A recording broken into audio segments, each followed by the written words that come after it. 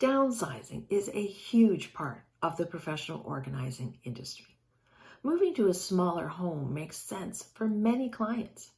Regardless of the reason, whether it's due to a divorce, retirement, relocation, downsizing can be a very rewarding experience. It can also be an emotional one. Clients need to make many decisions, some more difficult than others. Selecting furniture and keepsakes to take to the new home can be challenging. The key to any successful downsizing is planning and preparation, and that is where professional organizers step in. An organizer is a neutral, patient, understanding, and trusted resource, one who can be counted on for thoughtful planning during this major life-changing event. Clients need to know they can turn to their organizer for both advice and assistance.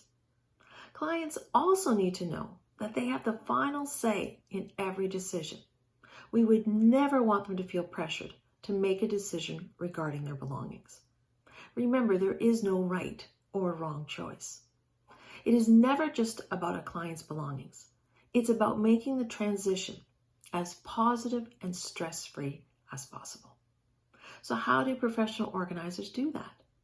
By sitting down with the client, encouraging them to share their goals for the future, as well as the proposed dates and timelines for the move.